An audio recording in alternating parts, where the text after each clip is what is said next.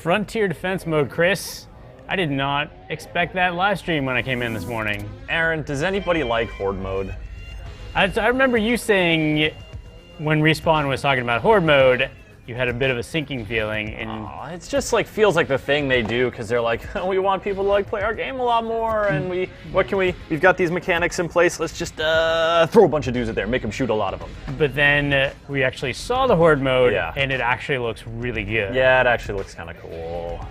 So it's like, I don't know. So it's on a bunch of different maps. They've named like 4 or 5. They showed a couple in the live stream. Let's do a quick breakdown. So Frontier Defense mode is basically 4-player co-op. Yep. Players are defending a harvester, but just like a little tower. Yeah, a little tower. Plunked down at some point in the maps you already know.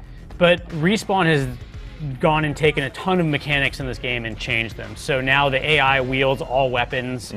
They come in waves on the Rise map in waves of up to 200 grunts at a time. Well, it's not just grunts, right? It's grunts, it's specters, it's titans, and they're also new variants. So like, there are suicide specters that are bright orange and run at you, and if you punch them, they explode, so maybe don't punch them. There are nuke titans that their job is to just like run up and nuclear eject in your face. There are like cloaked enemies that have drones hovering over them. There are sniper specters that shoot you with like arc cannons from far away.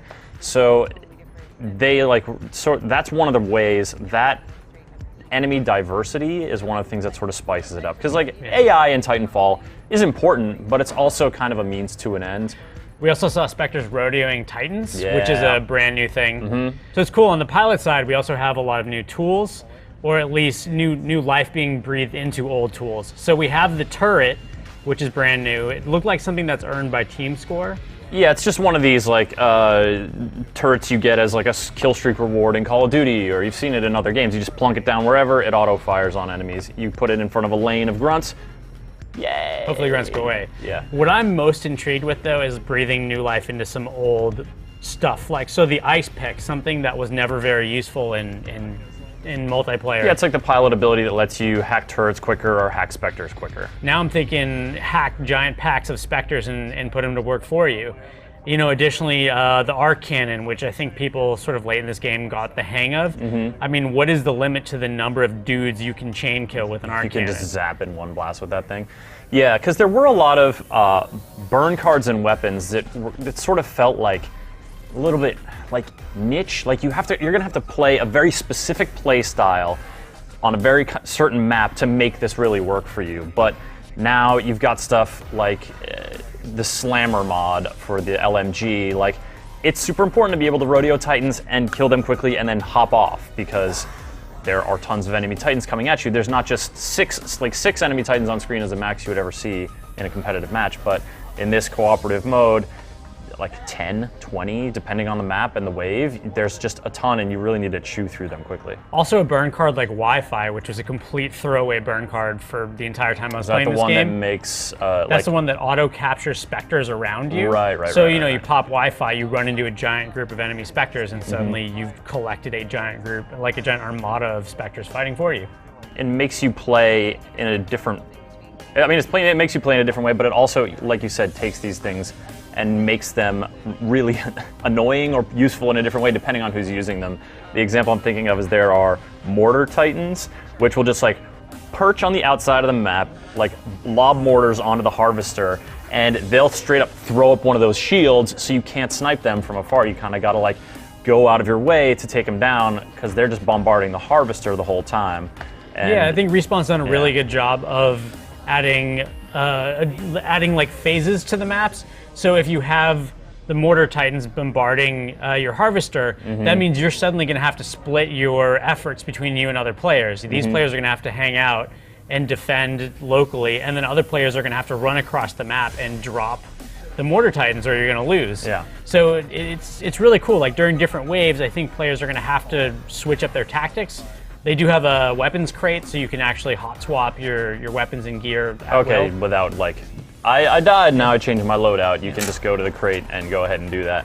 I guess the question then is, so we're feeling a little more, I'm feeling a little bit more interested in it than I was when I heard it was a Horde mode. But why is that? Like, why does this interest you we both enjoyed Titanfall, but you don't play Titanfall regularly now, do you? And I you probably feel like- haven't for a yeah. while. I certainly haven't. I mean, one of the things with Titanfall was I felt like it wasn't a game that could last forever. Some people might disagree with me, but I got the number of hours out of that game that I wanted to get out of that game, and I think it was a fantastic experience.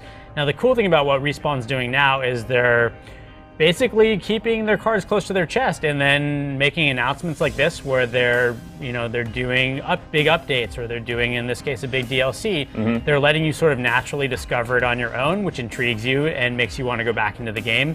And I think every time they do one of these, they do entice players to come back for periods of time and play Titanfall again. Yeah, I think the thing that entices me about it is that kind of getting to use burn cards that normally I just felt were too specific to be useful in an attrition match or capture the flag match. I think it's also taking on the AI in a way that's more significant than you did in the competitive matches, because the AI was there, but it was not like something you really had to contend with and strategize about. Most of your strategies formulated around what the other team is going to be doing. A big thing they were talking about during the live stream we watched when they were playing it a bunch is how they think this is going to be a way for not just people like us who are like, hey, something fresh in Titanfall, let me get back into it, I like that game a lot, but also people who are maybe new to Titanfall or maybe didn't play it that much, but who are like not the sharks out there, who are like Gen 10, like just, racking up triple-digit scores on attrition every match. That's intimidating to get into. The way they're sort of scaling the waves and the way that they, if you fail a wave, you start that wave again. You don't go back to the beginning. You start with a Titan, you start with a sentry turret. They're really trying to make it so that it's a little more welcoming, which I like because I really like the core mechanics of Titanfall, and I think the more people get to play that, the more that kind of thing will just become, that kind of creativity will become valued in sort of the shooter landscape. Yeah, it's a way for new players to level without basically getting annihilated by 1050s. And also, like, let's be honest, anytime you get into a match and somebody on your team doesn't even have their first icon for their gen, you're like, oh boy, this is going to be a rough match. It's going to be a doozy. There's a few other sort of details to cover real quick. I mean, new achievements on Xbox One. It's coming out tomorrow, October 23rd, for PC and Xbox One. No word on the 360 version. The PC version is going to have new graphics options. They've done some optimization of load time stuff. I think there's ranked matches as well. Yeah, they've also tweaked a couple of the things. They've made the black market a little bit more useful. So now there's going to be new voices that you can only get in the black market. And one of the other cool things that we just read in their patch notes was that the black market's going to have the ability for you to buy and cheat your way out of certain generation requirements. Oh, so you really don't like that grenade launcher on the Titan, you can work around. Or if you really don't like, getting those gooses where you have to shoot the pilot after they eject, oh god, you might be able to buy your way out of those challenges, which is a very black market thing to do. And buy, you're not meaning like buy some Xbox Live points and spend, or you mean like buy with other in-game sort of... You're literally using your stuff. In-game currency to buy your way out of challenges cool. that you don't like. There's also some other upcoming modes that they've started talking about that they're not going to be out until a little bit later. One of them that intrigued me was basically a don't touch the ground mode. So I missed that part. So basically there's going to be burning smoke on the ground, and pilots are going to have to play several modes, I think including capture the flag, without actually touching the ground of the map, which sounds like a lot of fun. That sounds like the thing you do in your living room with the couches and the chairs and like clambering all over your stuff in your house when you're a kid. The developers affectionately refer to it as the don't touch the lava mode. Floor is lava, yeah. Nice. So that's an upcoming, that's not in this update tomorrow. All right. So overall, Chris, do you think that this mode is going to bring players back into Titanfall?